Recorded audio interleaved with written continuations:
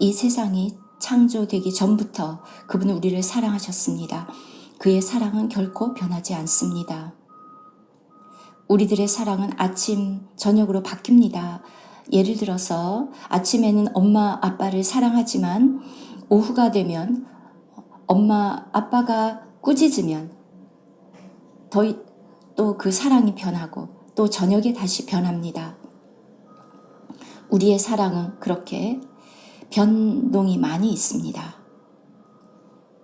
이것이 인간의 사랑입니다. 그러나 하나님의 사랑은 결코 변하지 않습니다. 놀랍습니다. 우리가 이것을 알아야 합니다. 교회는 그렇게 주님은 그렇게 교회를 사랑하십니다. 그래서 자기 자신을 교회를 위해 주셨습니다. 예전에 교회를 사랑한다고 단언하는 그런 많은 사람들을 보았습니다. 그러나 시련이 오면 또 어떤 언짢은 일이 발생하거나 문제가 생기면 갑자기 그들은 더 이상 교회를 사랑하지 않았습니다. 우리 주님은 그와 같지 않습니다. 하나님의 사랑, 우리를 향한 그 사랑이 언제나 변한다면 우리는 큰 문제가 생깁니다. 내가 하나님께로 돌이켜서 내 자신을 돌아보고 묻습니다. 하나님 왜 저를 택했습니까? 저는 자격이 없습니다. 여러분은 자격이 있습니까? 하나님이 여러분을 택했을 때 여러분이 매우 훌륭한 사람이기 때문이 아닙니다. 결코 그렇지 않습니다. 바울은 그가 죄인의 괴수라고 고백했습니다. 그래서 하나님이 우리를 택하실 때 바울은 결코 잊지 않았습니다. 그가 많은 그리스도인들을 핍박하고 교회를 박해하고 그리고 스테반의 그 죽음에도 책임이 있었던 바울. 그는 자신을 죄인의 괴수라고 부릅니다. 우리는 그를 최고의 사도라고 부른다면 바울은 그렇지 않다. 나는 죄인 중에 괴수다. 나는 그 외에 어떤 명칭도 들을 만한 자격이 없다라고 말할 것입니다. 하나님의 사랑이 그를 택했습니다. 여러분과 저를 택한 것처럼 우리가 훌륭해서가 아니라 하나님은 이스라엘에게도 말씀하셨습니다. 내가 너희를 애굽에서 이끌어냈는데 너희가 의롭기 때문이 아니다. 그 자신의 영광을 자기 자신의 영광을 위해서 그 백성을 택했습니다. 왜냐하면 그는 하나님이시고 모든 것을 알고 계십니다. 그는 어떤 일이 일어나기도 전에 미래를 다 아십니다. 물론 과거도 아십니다. 그래서 하나님께서는 그의 백성에게 내가 너희를 사랑했노라. 그러자 그 백성들은 대답했습니다. 어떻게 우리를 사랑했습니까? 어떻게? 우리는 당신이 우리를 사랑하는 것을 느끼지 못하겠습니다. 바로 이 때문에 그들은 많은 문제가 생겼습니다. 우리가 이렇게 많은 문제가 있을 때 당신은 우리를 돕지 않았습니다. 라고 우리는 불평하고 투덜거립니다. 여러분 그렇지 않습니까? 우리 모두도 그렇습니다. 어떻게 우리를 사랑했습니까? 어떤 식으로 우리를 사랑했습니까? 왜 이런 일이 일어납니까? 왜 하필이면 저입니까? 우리는 이렇게 항상 불평합니다. 많은 경우에 우리는 하나님의 사랑을 느끼기에 게으릅니다.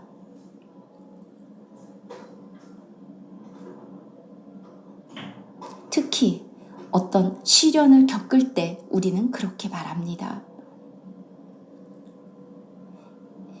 어린 그 강아지들 또는 어린 아기들을 보십시오. 특히 강아지들 계속 어렸을 때 낑낑거립니다.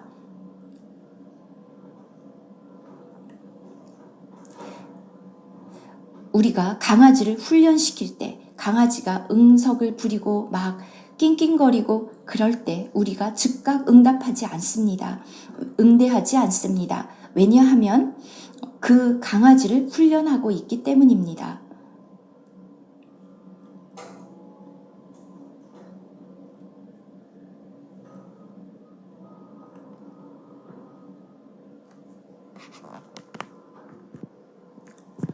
실제로 사실은 그 강아지를 그냥 내버려 두거나 무시해서 그러는 것이 아니라 그 강아지를 사랑하고 그렇기 때문에 또 그것을 훈련하고 있기 때문입니다. 이리와 또 그런데 강아지가 배가 고프면 옆에서 빨리 먹을 거를 줘 이렇게 말하겠지만 그렇게 하면은 개를 망칩니다.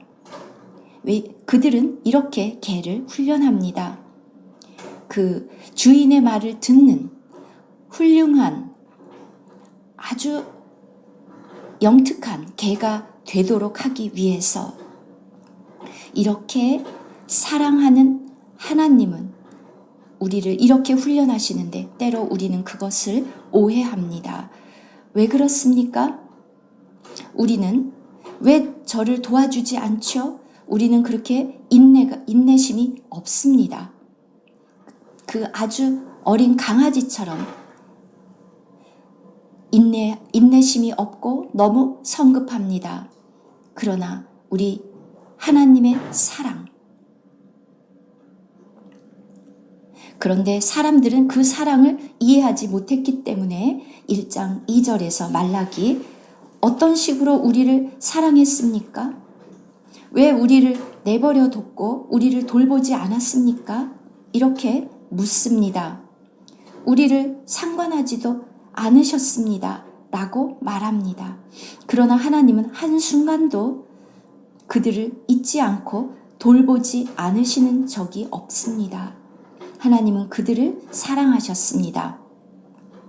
여러분이 어떤 고난을 당할 때 하나님이 지금 관심도 없어 라고 말씀하지 마십시오. 그 어느 때보다도 여러분에게 관심이 있습니다. 다만 하나님은 그의 백성에게 가장 좋은 것이 무엇인지를 알고 계십니다. 많은 경우에 우리는 그래서 그 하나님에 대한 그 최고의 사랑을 버립니다. 여러 가지 일들이 생기면 그래서 그들이 물었습니다. 어떤 식으로 우리를 사랑하셨습니까? 하나님이 어떻게 그 사랑을 증명할 수 있습니까? 하나님의 사랑을 우리에게 증명한다는 것은 쉽지 않습니다. 그런데 우리가 더 장성하고 우리가 잘하면 우리는 하나님을 더 이해하게 되고 하나님이 우리를 얼마나 사랑하는지를 더 알게 됩니다. 우리가 어제 저녁에 우리 하나님은 우리가 제사장들이라고 말씀하셨습니다. 그리고 그 제사장이라는 것이 매우 중요합니다. 오늘 아침에도 그것을 강조합니다. 하나님의 지혜. 하나님은 놀랍게 대답하십니다. 여러분은 그 대답이 놀랍지 않다고 생각할지 모르지만 하나님의 대답 1장 2절 뒷부분 여호와가 말하노라 에서는 야곱의 형이 아니냐 그러나 내가 야곱을 사랑하였고 여러분 과거를 돌아보십시오. 그 역사를 보십시오. 누구나 다 자기 자신의 어떤 역사, 과거가 있습니다. 저도 제 과거를 돌아보면 오늘 제가 고백할 수밖에 없습니다. 하나님이 정말 나를 사랑하셨다는 것을. 제가 오늘 여전히 이 자리에 있다는 것 자체가 하나님의 사랑을 증명하고 있습니다. 하나님은 저를 포기하지 않으셨습니다. 하나님은 저를 사랑하십니다. 그 하나님이 여러분도 사랑하십니까? 야곱과 에서, 우리가 그 창세기에 아주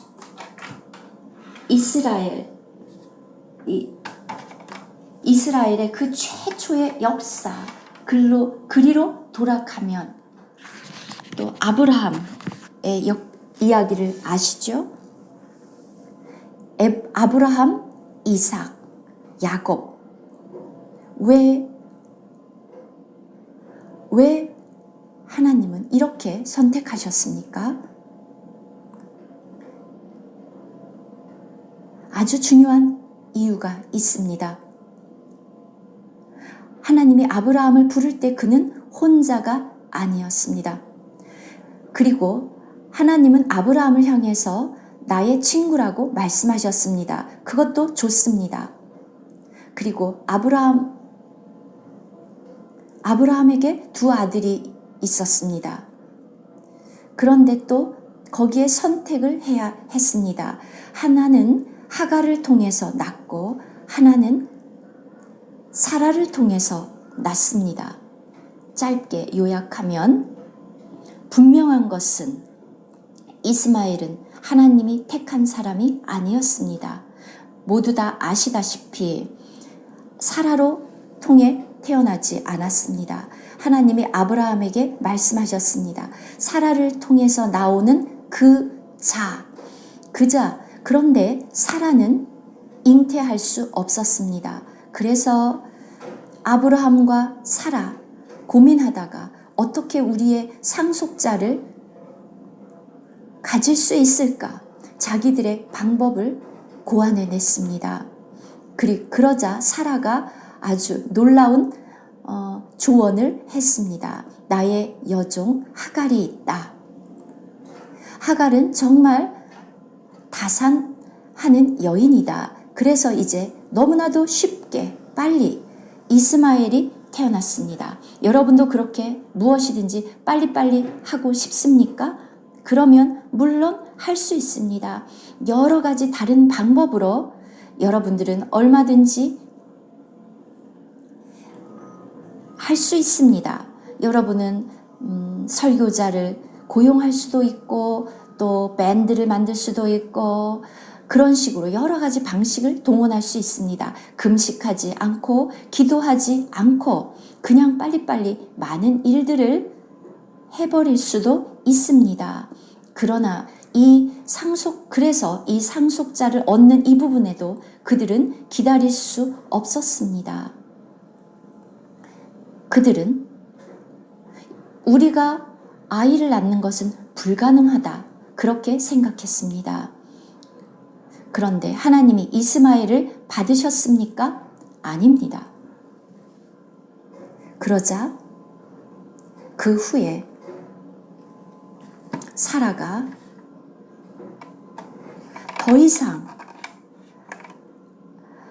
그냥 정상적인 자연의 방법으로는 낳을 수 없는 방법으로 사라는 잉태했습니다. 그리고 아이를 낳았습니다. 그의 이름이 이삭입니다.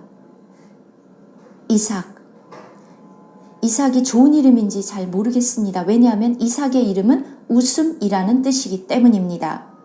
사라가 웃고 있었습니다. 하나님이 아브라함에게 내년 이맘때에 내가 아들을 사라가 낳으리라 라는 얘기를 뒤에서 사라가 엿듣게 되었고 사라는 웃었습니다.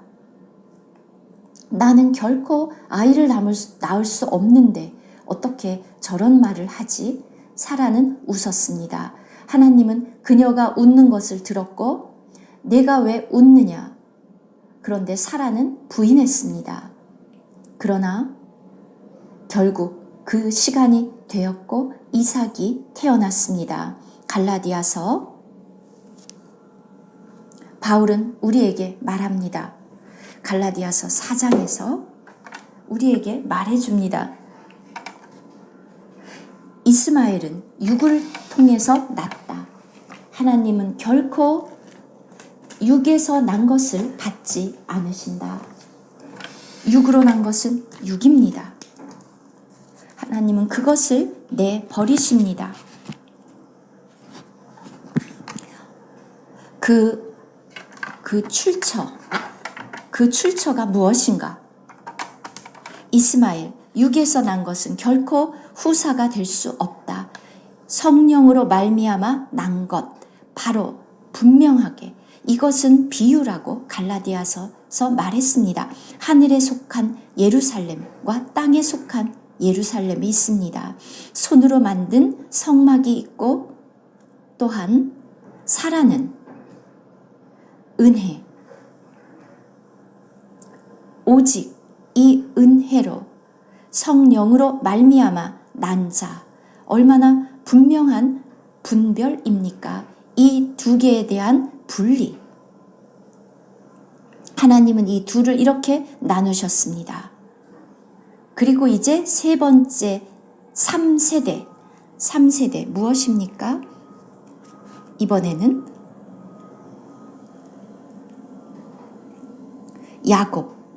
야곱이 태어났습니다. 에서와 야곱. 어떤 일이 일어났습니까? 리브가가 몇 명을 낳았습니까? 2명, 쌍둥이 2명을 낳았습니다. 쌍둥이 무슨 뜻입니까? 아주 흡사해 보입니다. 너무 닮았습니다.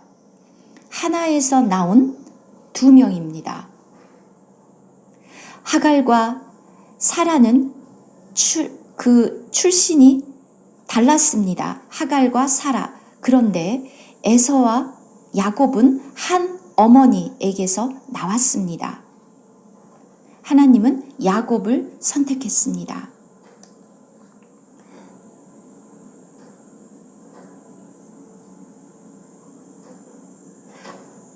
이삭은 누구를 더 좋아했습니까? 이삭은 에서를 더 좋아했습니다. 천연적인 자신의 사랑으로 봐서. 그런데 리브가는 야곱을 사랑했습니다. 정말 어떻게 택해야 됩니까? 정말 어렵습니다. 이삭은 장자인 에서를 사랑했고 아버지는 그랬고 엄마인 리브가는 야곱을 사랑했습니다. 정말 어렵지 않습니까? 선택하기가. 그러나 하나님의 택함은 하나님은 나는 야곱을 사랑하고 에서를 미워했다고 이렇게 강한 단어를 사용했습니다. 나는 에서를 미워하고 나는 야곱을 사랑했다.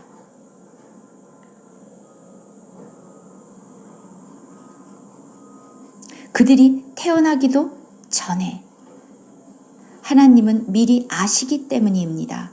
하나님은 끝을 보시기 때문입니다. 여러분이 정말 아셔야 하는 것, 하나님은 아주 분명하게 내가 야곱은 사랑하였고 에서는 미워하였다. 에서는 무엇을 의미합니까? 천연적인 사람을 의미합니다. 여러분의 자아를 의미합니다. 그렇지만 그들은 쌍둥이입니다. 하나님은 여러분을 구원하기를 원하십니다. 여러분의 그 천연적인 자아로부터 구원하기를. 여러분의 자아, 여전히 그 장자권이 있고 그렇게 야곱을 멸시했습니다.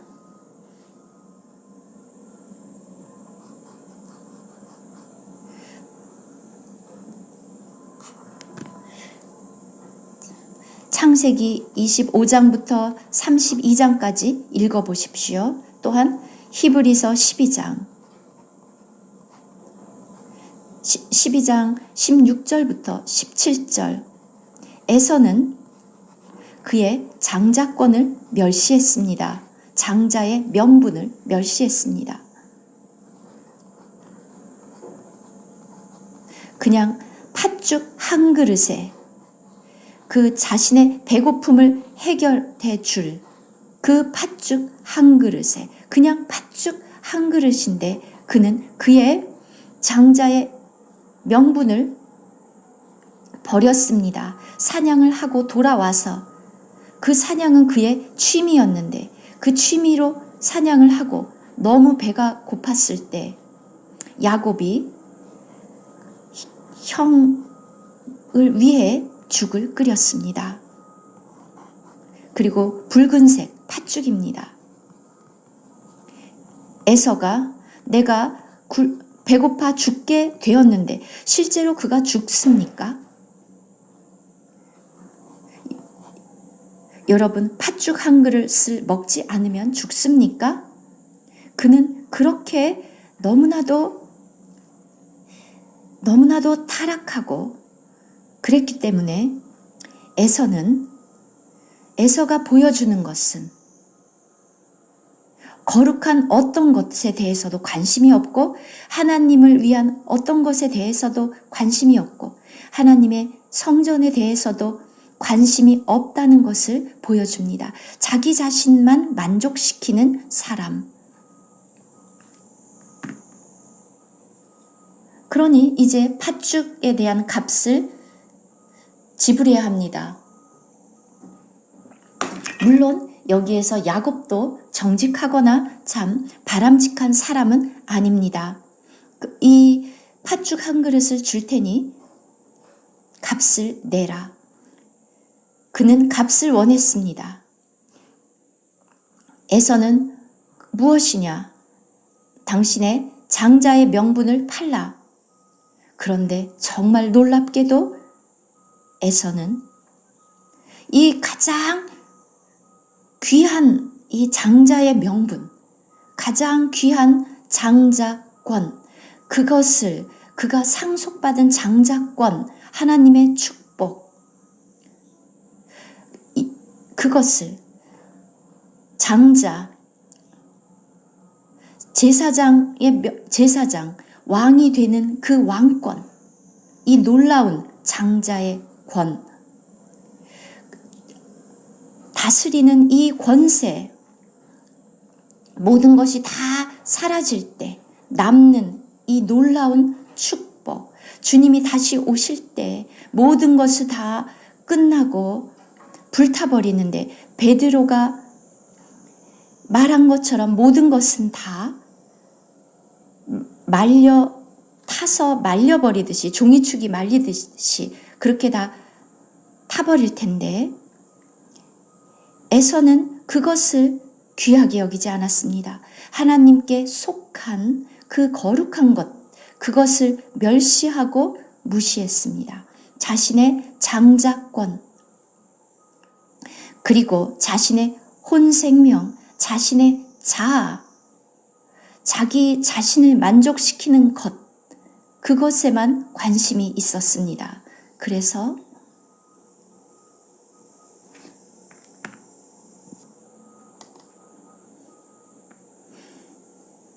그는 그 장자권을 귀하게 여기지 않았습니다. 자신의 혼을 만족시키는 것을 선택했습니다. 하나님께서 오늘 너의 생명을, 즉 너의 혼을 구하면 나는 이것은 싫어, 나는 이것은 좋아. 그렇다면 여러분 그것에 대한 값을 지불해야 됩니다. 그 값이 무엇입니까? 그 대가는 겉으로 보이기에는 어떨지 모르지만 실제로 여러분의 그 장자권을 파는 것입니다. 그렇게 그냥 팥죽 한 그릇, 그 약간의 음식 때문에 그냥 어떤 진수성찬이 아니어도 우리를 보십시오. 아이스크림, 치킨 그런 것처럼 그냥 팥죽 한 그릇에 그는 장자의 명분을 팔아버렸습니다. 그냥 한순간의 만족을 위해서. 한순간의 만족. 그렇게 여러분은 장자권을 팝니다. 때로 내가 너무 어리석음을 봅니다. 여러분이 여러분의 혼을, 오늘날 내 생명을 얻으면 그날에 이르리라. 혼. 여러분 자신.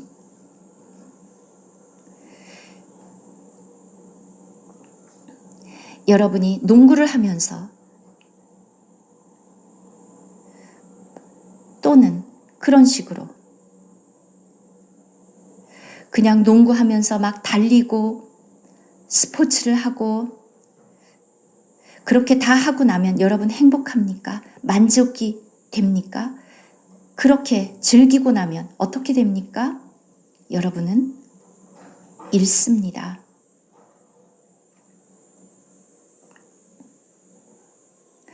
여러분이 그 경기에 이겼다 할지라도 여러분이 무엇을 잃어버렸습니까? 여러분의 장자권을 잃어버린 것입니다.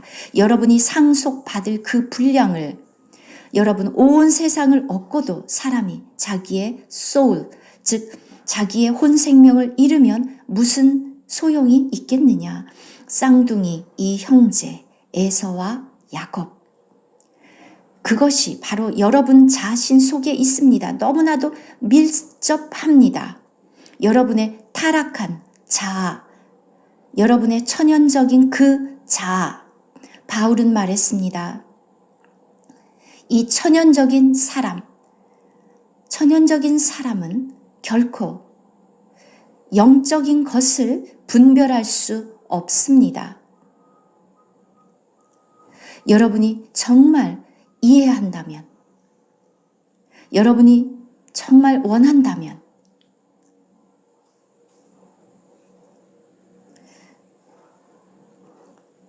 여기서 영적으로 에서와 야곱을 그냥 어떤 그 육체적인 그런 사람들을 말하는 것이 아니라 바로 그 속에 담긴 영적인 의미를 알아야 합니다. 하나님은 에서를 미워하셨습니다. 그는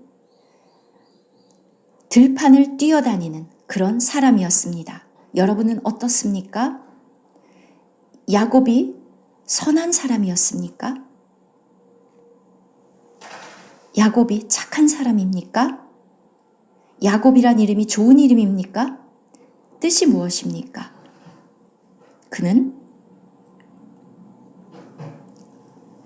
속이는 자, 탈취하는 자, 어떻게 이 사람을 이용할까? 그것을 생각하는 사람. 그는 모사, 어떤 음모를 생각하는 사람. 어떻게 내가 여기에서 이득을 취할까? 그런 사람이었습니다. 어떻게 보면 악한 사람, 선하지 않은 사람, 어떻게 표현해야 될지 모르겠습니다. 매우 교활한 사람입니다. 그러나 하나님이 왜 야곱을 택했고 사랑했습니까? 그는 하나님의 계획은 그를 바꾸고 변화시키는 것이었습니다. 우리 모두가 다 타락한 인간입니다. 그러나 하나님이 여러분과 제 속에 무엇인가를 그 어떤 것을 우리에게 투자하십니다. 우리를 변화시키기 위해서.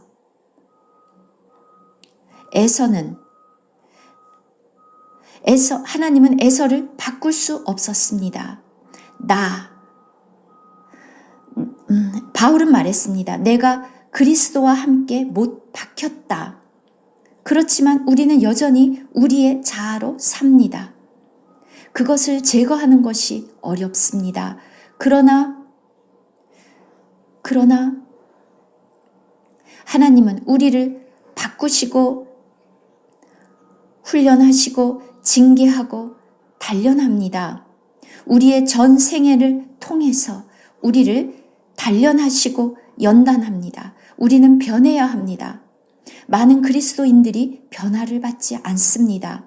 이렇게 수많은 세월이 흘렀는데도 많은 그리스도인들이 바뀌지 않았습니다. 우리가 맨 처음에 얼마나 끔찍한 사람들이었습니까? 하나님이 우리를 변화시키실 때 여러분이 기꺼이 변화되겠습니까? 하나님은 여러분을 사랑하십니다. 그래서 여러분을 바꾸고자 하십니다. 변화시켜서 그리스도의 형상에까지 이르게 하십니다. 그리스도인의 생명. 이렇게 많은 그리스도인으로서 세월을 보냈는데 많은 일들을 겪고 여러분의 인성이 여전히 그대로입니까? 여러분은 바뀌지 않았습니까? 그렇다면 좋지 않습니다. 여러분, 그냥 야곱의 처음의 상태 그대로라면 좋지 않습니다.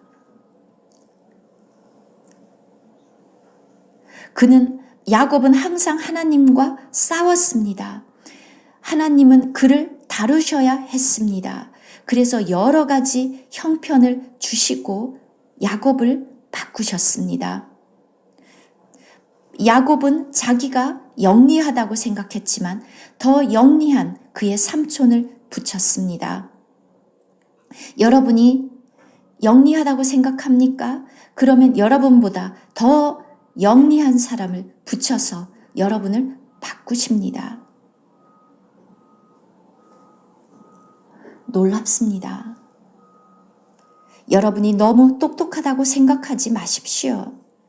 하나님은 더 똑똑한 사람을 여러분 앞에 두십니다. 여러 가지 형편을 통해서 여러분보다 똑똑한 그러한 형편을 주시고 하나님은 놀라운 방법으로 우리를 변화시킵니다.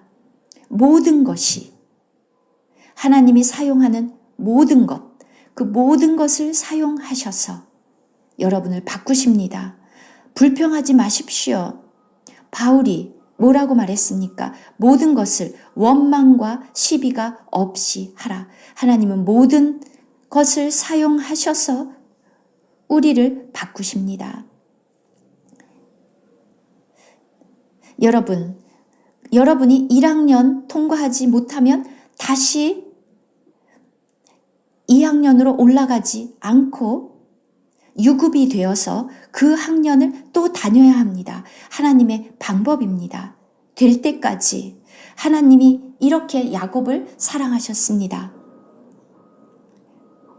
하나님은 이 야곱을 바꾸고자 하셨습니다. 비록 야곱이 강한 사람이기는 하고 하나님과 씨름을 하기는 했지만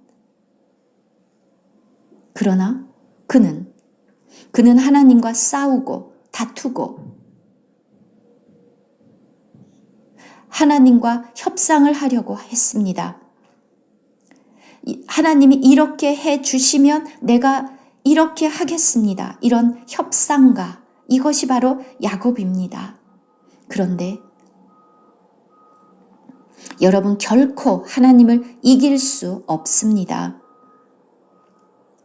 그런데 하나님은 물론 여러분이 협상하려고 하면 허락을 하시기도 합니다. 오케이, 좋다, 좋아, 그래라. 하나님은 때로는 그렇게 허락하시지만 언제나 그런 것은 아닙니다. 결국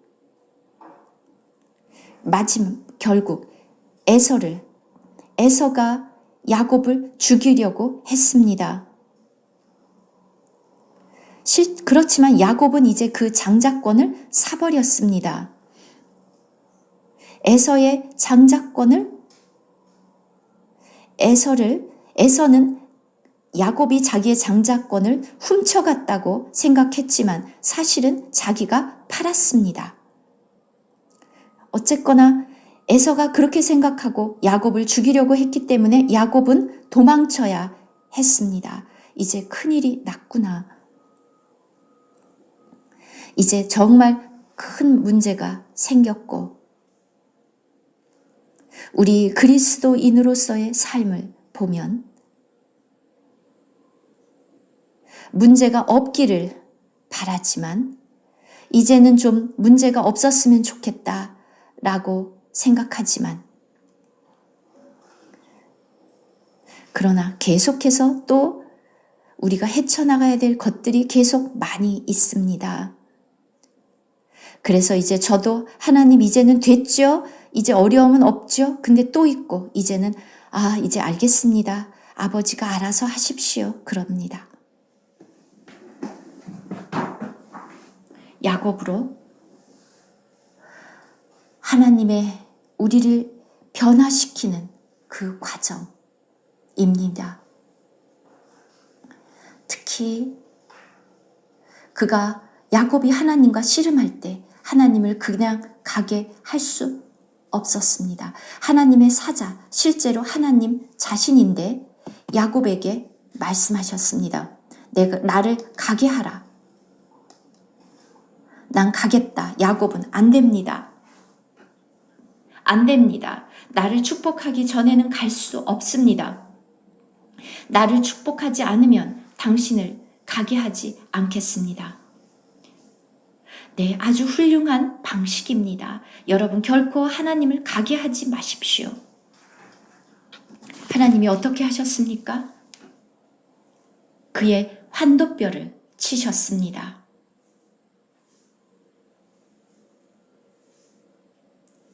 그의 환도뼈를 치셨습니다. 그러자 얼마나 고통스럽습니까? 하나님이 이제 너의 이름은 더 이상 야곱이 아니라 이스라엘이다. 하나님의 왕자. 하나님이 그의 이름을 바꾸었습니다. 성경은 그의 이름을 바꾸었습니다. 바로 변화, 바꾸는 것. 베드로의 이름을 바꿔주셨던 것처럼 베드로가 그런 이상을 본 이후에 하나님의 건축물의 그 돌, 베드로로 그의 이름을 바꾸어 주셨습니다. 이 모든 과정, 이 증명하는 것은 하나님이 야곱을 사랑하셨다. 내가 야곱을 사랑하였다는 증거. 하나님이 사랑하신다는 것은 안락한 삶을 주신다는 의미가 아닙니다. 하나님은 그에게 많은 선물을 주신다는 의미가 아닙니다. 이렇게 많은 시련을 주십니다. 12아들과 딸 하나 야곱에게 그렇게 주셨습니다. 역시 이것도 참 의미심장합니다. 참 신기한 일인데 13명의 자녀. 13명의 자녀를 준다는 것도 쉬운 것은 아닙니다. 12아들이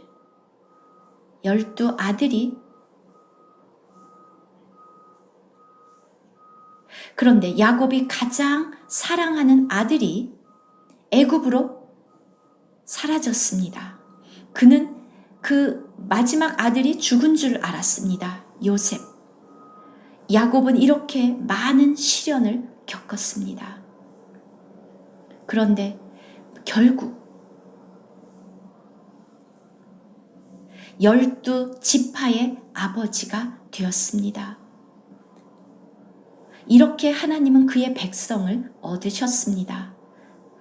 이런 방식으로 하나님은 자기의 백성을 얻었고 이것이 하나님의 사랑입니다. 근데 안타깝게도 하나님의 백성이 또 하나님을 저버렸습니다.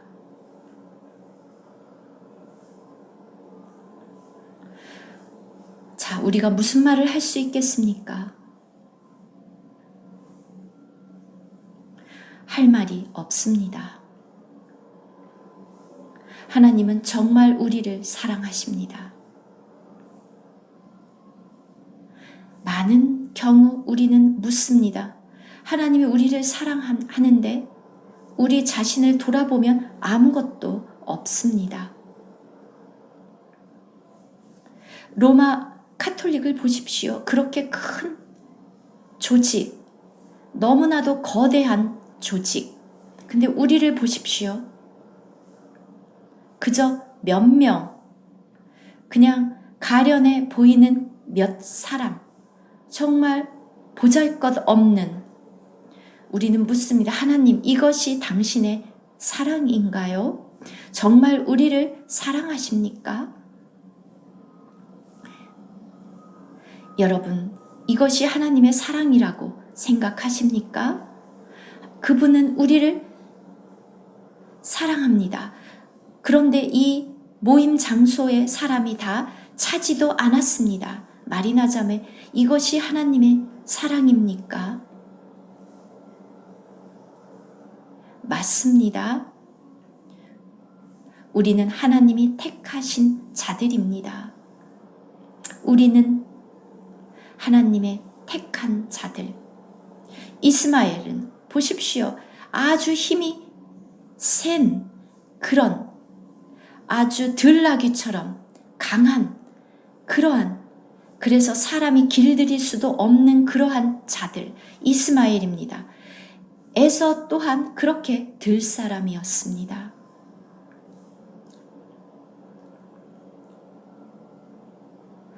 하나님은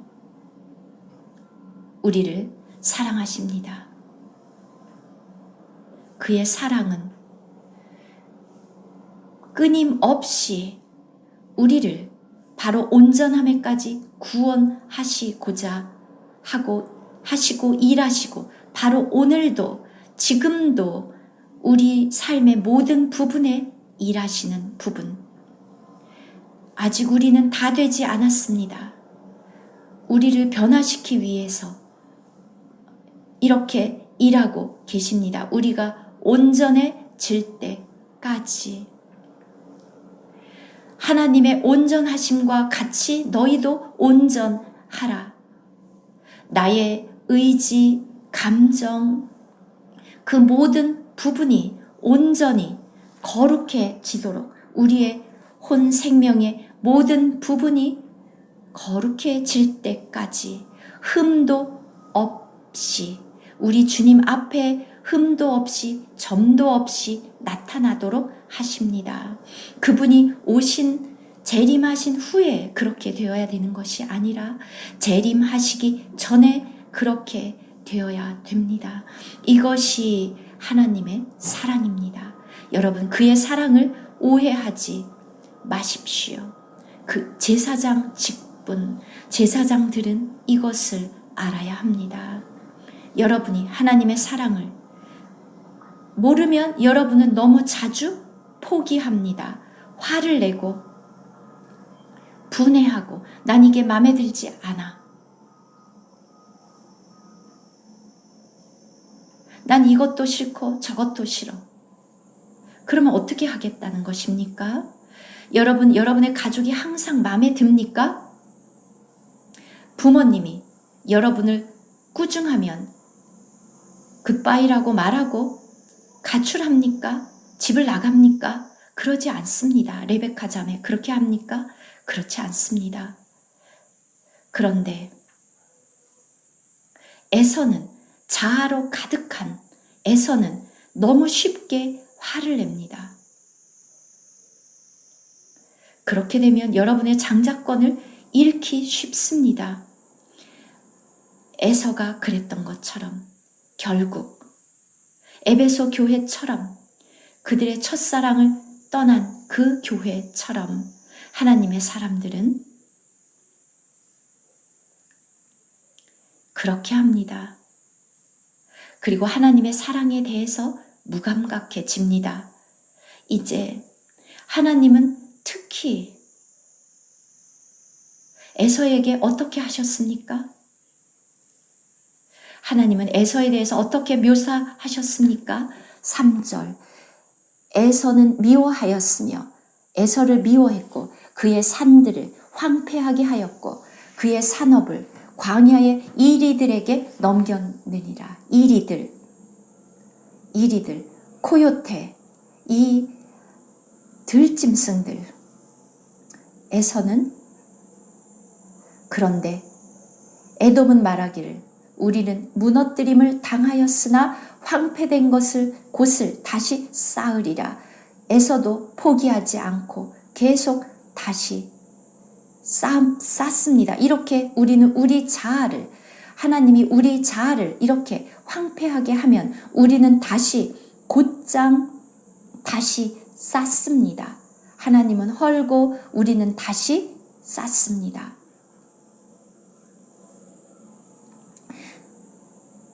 하나님이 여호와는 이르노라 그들은 쌓을지라도 나는 헐리라. 10번 쌓으면 하나님은 11번 무너뜨립니다. 사람들이 그들을 일컬어 악한 지역이라 할 것이요. 우리의 혼 생명은 이와 같습니다. 여호와의 영원한 진노를 받은 우리의 탐심, 세상을 사랑하는 마음. 요한은 말했습니다. 이 세상을 사랑하지 말라. 그래서 하나님은 하나님의 진노를 받은 백성이라 이렇게 불립니다. 여러분, 이 자아를 제거하는 것을 배우십시오. 십자가를 배우십시오. 바울은 말했습니다. 내가 십자가에 못 박혔다. 바울은 그 교훈을 알았습니다. 더 이상 내가 사는 것이 아니요. 내가 다른 사도보다도 지극히 많이 수고했지만 내가 아니다. 이제 사는 것은 내가 아니다. 나는 이것도 할 수 있고 저것도 할 수 있고 내가 교회를 인도하고 있고 나는 이렇고 저렇다.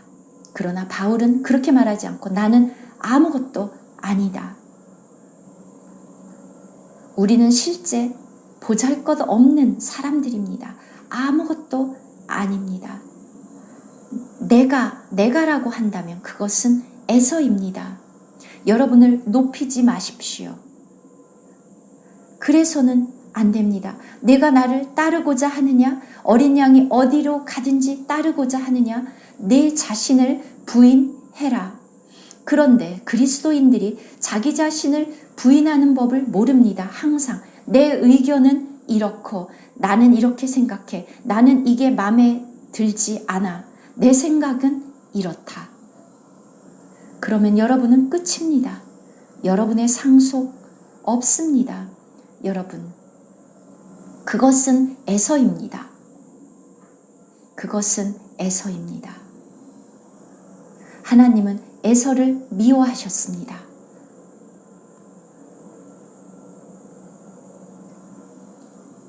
그리고 우리는 우리의 혼 생명을 부인하는 것을 배워야 합니다. 여러분, 대속죄일, 그날 자신의 혼 생명을 괴롭히는 날입니다. 여러분은 여러분의 혼이 괴로우면 여러분들은 불평합니다. 여러분, 아주 그 어린 강아지처럼, 아기처럼, 아기는 항상 칭얼거립니다. 웁니다. 떼를 씁니다. 작은 어린 강아지가 하는 것처럼 1시간도 넘게 떼를 씁니다. 강아지가 끙끙거리는 것처럼. 그러나 이것은 에서입니다. 그 이름에서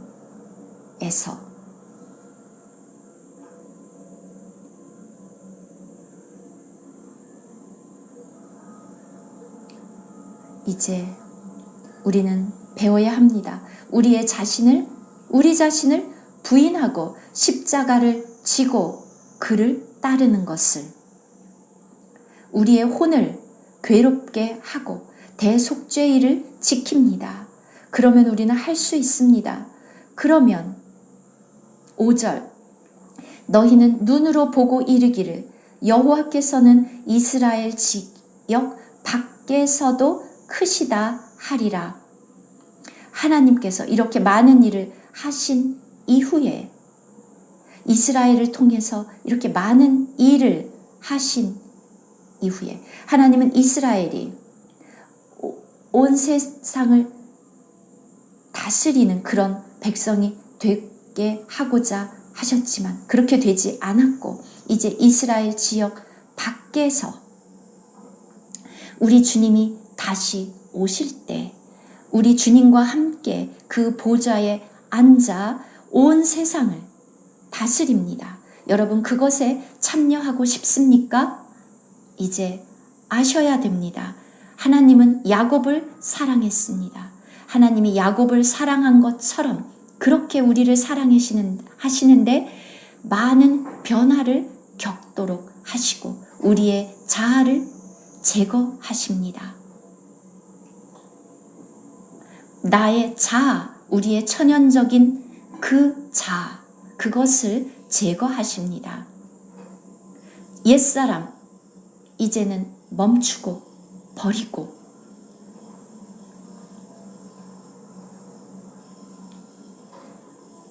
그렇게 하면 이스라엘 지역 밖에서 온 세상에서 주님과 함께 다스리게 됩니다. 장자권, 이제 지금은 우리에게는 회개할 기회가 있습니다. 회개하십시오. 말라기는 말합니다. 나에게로 돌이켜라. 회개하라. 그러면 나도 너희에게로 돌아가겠다. 오늘 우리가 이것을 알아야 합니다. 이제 아웃라인의 C번, 하나님의 사랑에 무감각하지 마십시오. 그것에 무감각하지 마십시오. 하나님께로 돌이키십시오. 우리가 함께 읽겠습니다. 로마서 8장. 로마서 8장, 우리 모두를 격려해 줍니다. 로마서 8장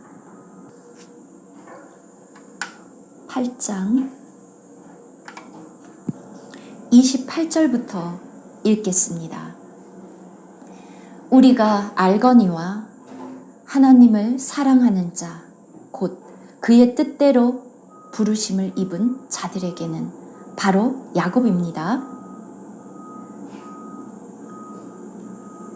모든 것이 합력하여 선을 이루느니라.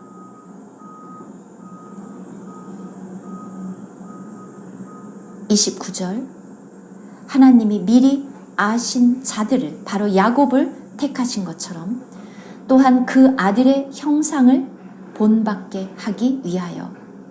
여러분, 하나님은 여러분을 미리 아십니다. 미리 아셨습니다. 그래서 야곱을 미리 아셨고 택하셨던 것처럼 우리 모두는 타락한 사람들입니다. 그것을 알아야 합니다.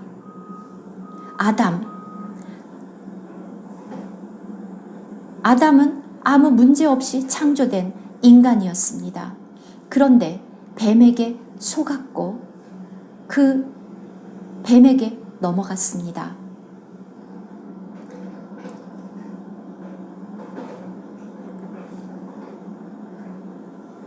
요한은 독사의 세대라고 불렀습니다. 독사의 자식들아, 그렇게 끔찍해졌습니다. 그런데 하나님은 야곱을 사랑하셨습니다. 기억하십시오.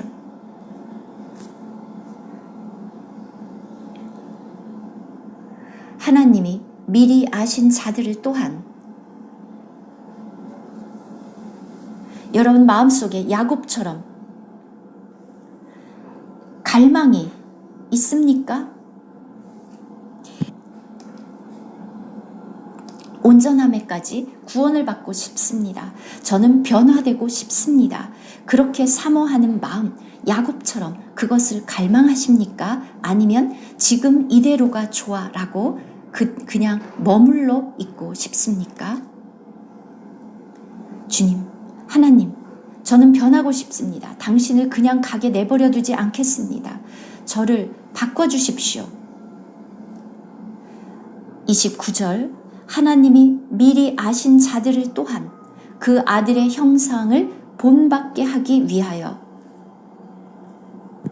여기서 잠깐 영어로 본받는다는 게 그 모양과 똑같아진다, conformed라는 단어를 사용했습니다.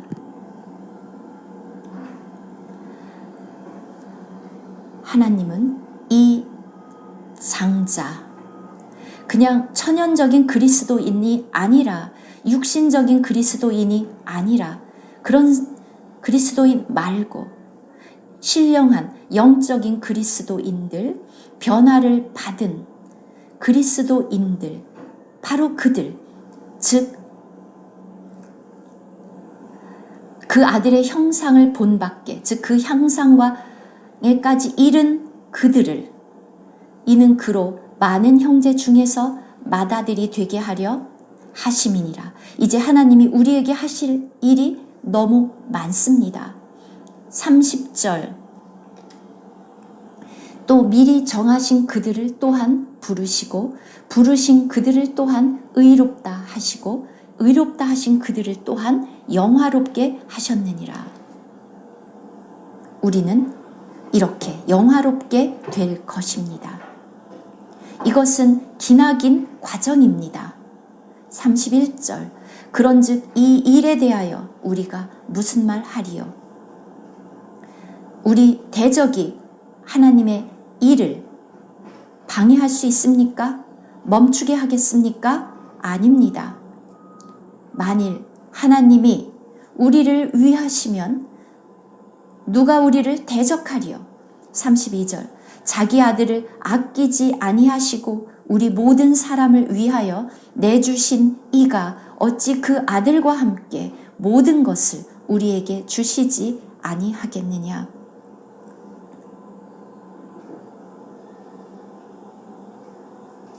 하나님의 택하신 33절, 누가 능히 하나님께서 택하신 자들을 고발하리요? 의롭다 하신 이는 하나님이시니 누가 정죄하리요? 죽으실 뿐 아니라 다시 살아나신 이는 그리스도 예수시니 그는 하나님 우편에 계신 자요 우리를 위하여 간구하시는 자신이라.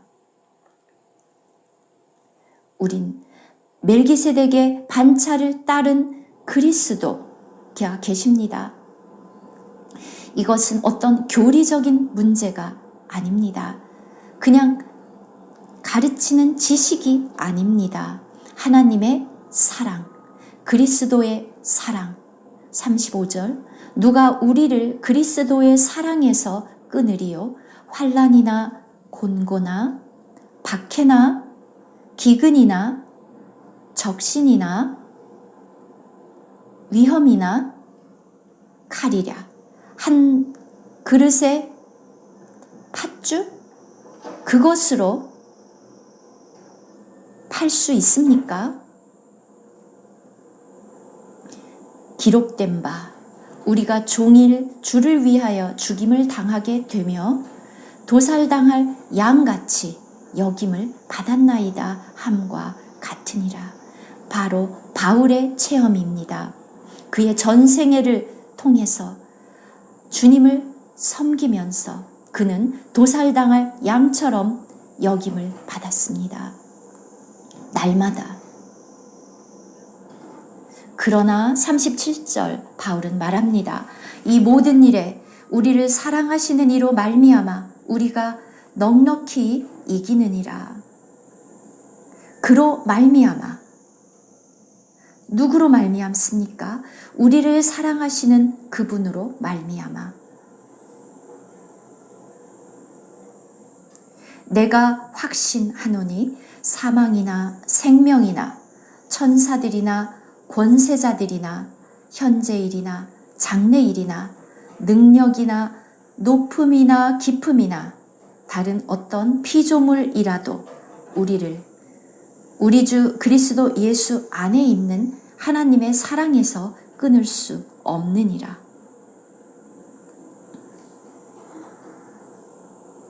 하나님의 사랑. 무엇으로부터 끊을 수 없습니까? 하나님의 사랑으로부터. 우리가 얼마나 자주 하나님의 사랑을 말합니까? 하나님의 사랑. 아무것도 우리를 하나님의 사랑에서 끊을 수 없습니다. 예수 그리스도 안에 있는 하나님의 사랑.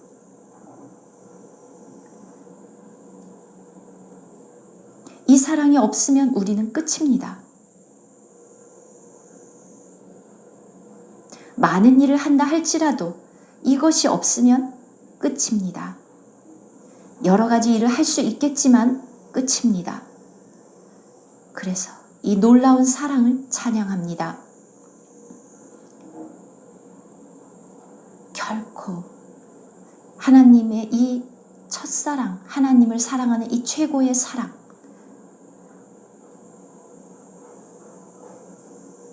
우리가 그 사랑에서 떠나면 우리는 끝입니다.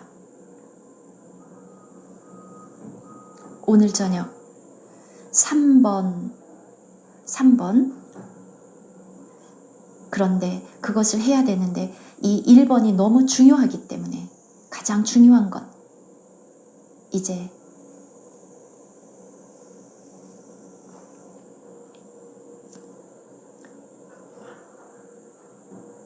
제사장에게 있어서 이 사랑은 매우 중요하고 이 사랑은 제사장들을 꾸짖기도 하고 그렇습니다. 그리고 이 제사장 직분이 이 하나님의 계획에 있어서 얼마나 중요한가. 하나님의 전체 이 계획. 많은 그리스도인들이 50년, 60년 이 지나도 똑같습니다. 변화가 없습니다. 아무런 변화가 없습니다. 여러분의 딸이 50살이 되었는데도 이렇게 어린아기 같다면 어떻습니까? 여러분의 자녀가 50년 후에도 이렇게 아기 같다면, 어린아이 같다면 어떻겠습니까? 어떻습니까? 우리 애가 어떻게 잘못된 거지? 걱정하지 않겠습니까? 날마다 의사에게 가서 무슨 일이 있는지 계속 묻지 않겠습니까? 하나님의 자녀가 이렇게 변화가 없다면 한 달, 두 달, 1년, 2년 우리는 변화해야 됩니다. 이것이 정상적인 그리스도인입니다. 해가 바뀔수록 우리의 그리스도인의 생명은 자라야 합니다. 저는 지금 이 나이에 여전히 변화되고 싶습니다. 여전히 계속 진행하고 싶습니다. 내가 살아있는 한 계속 기회가 있고 저는 바뀌어야 합니다. 내년에도 후년에도. 아멘. 이것이 정말 중요합니다. 여러분, 그리스도인이라면, 그런데 변하지 않는다면, 더 이상 진행할 수 없고 멈춰 있다면 어떻게 됩니까? 그러면 모든 것이 다 멈춰버립니다. 아이가 학교에 가서 초등학교 1학년, 2학년, 그 다음 중학교, 고등학교, 대학교로 가야 되는데 전혀 변화가 없고 아무것도 배우지 못한다면 어떻게 되겠습니까? 우리 그리스도인들, 제사장들로서 그냥 전통적으로, 습관적으로 앞선 사람들이 한 것처럼 그냥 하고 결코 변화가 없다면 어떻게 되겠습니까? 항상 변하고 바뀌고 더 향상되어야 합니다. 여러분은 그렇게 오랫동안 그리스도인이었으면서도 변하지 않는 그런 사람들을 많이 보았습니다. 즉, 그들의 그리스도인으로서의 생명이 죽어 있다는 의미입니다. 죽었기 때문에 변화가 없습니다. 타락하고 썩고 부패하고 더 이상 자라지 않습니다. 야곱은 변했습니다. 우리는 지금 그 지식적인 것을 말하고 있지 않습니다. 우리가 변화돼야 된다. 우리는 다 압니다. 그것에 대한 지식 다 있습니다. 그런데 하나님은 우리 각자가 날마다 변화되는 것을 매주, 매년 바뀌는 것을 보고 싶어 하십니다.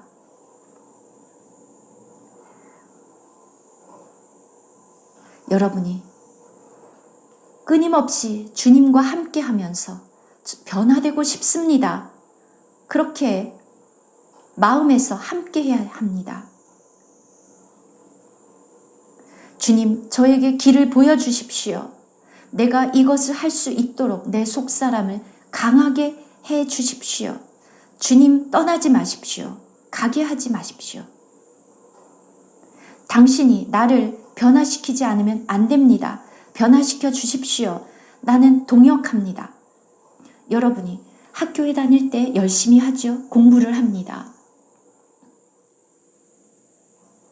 그렇지 않으면 졸업할 수 없기 때문입니다.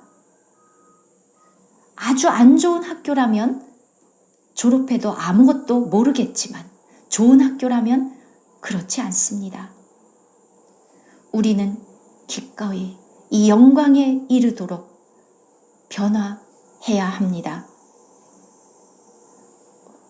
더 그리스도를 얻고 더 그리스도를 표현하고 그리스도의 실제를 더 얻고 여러분의 자아가 버려지고 여러분이 변화가 없다면 어떻게 되겠습니까? 바울이 디모데에게 말했습니다. 너의 진보를 모든 사람에게 보여라. 모든 사람이 알게 하라. 여러분의 변화가 모두에게 보입니다. 보여야 합니다. 이것은 교리적인 지식이 아닙니다. 내가 에서는 미워했고 야곱은 사랑했다.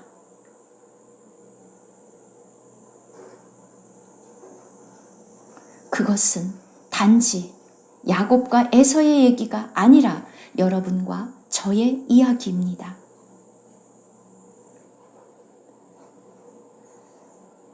형제 자매 여러분, 어디에 계시든지 나 변화가 뭔지 알아.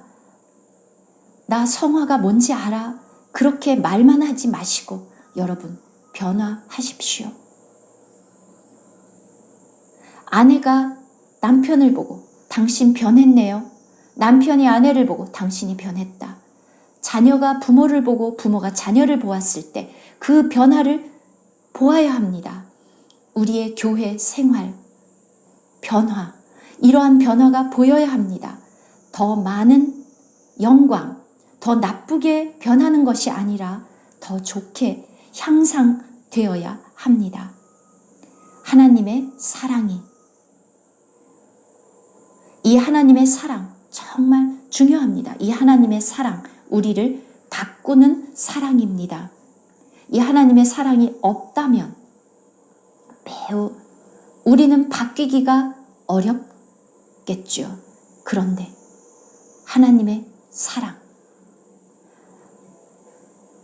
사랑으로 개를 훈련시킵니다. 그렇지 않으면 개가 물려고 덤벼들겠죠.